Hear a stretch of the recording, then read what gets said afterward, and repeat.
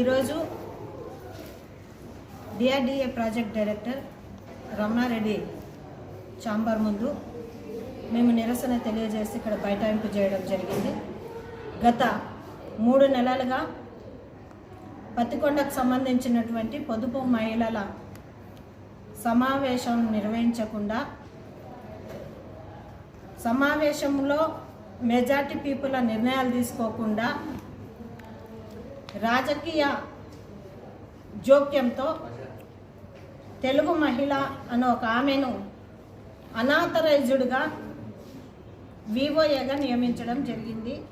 దాని మీద ఏపీఎంలు సీసీలు చేసిన అవకతవకలను విచారణ జరిపించి ప్రాపర్ ఇన్వెస్టిగేషన్ చేసి బాధిత మహిళలకు న్యాయం చేయండి అని చెప్పేసి పొదుపు మహిళలకు మేము జిల్లా కలెక్టర్ను స్పందనలో కోరడం జరిగింది.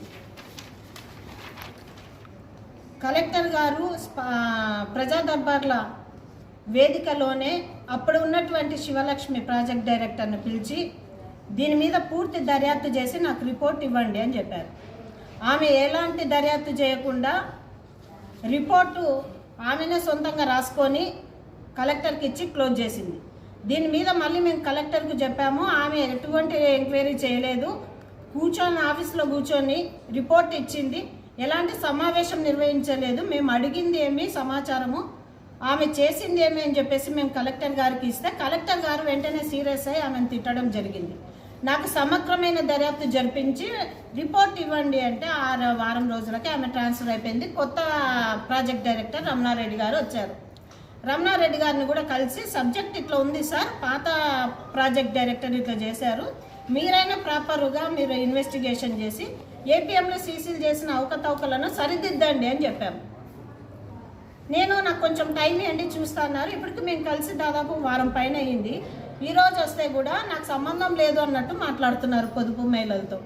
ప్రాజెక్ట్ డైరెక్టర్కు ఏపీఎంలో సీసీల మీద బాధ్యత తీసుకొని వాళ్ళు చేసినటువంటి అవకతవకల పైన విచారణ జరిపించమని కలెక్టర్ గారు ఇస్తే ఈయన నాకు సంబంధం లేదు అంటారు. ఎవరికి సంబంధం?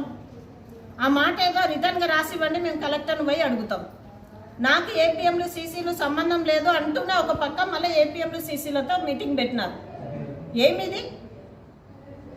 ఎవరిని మభ్య పెడతా ఉన్నారు?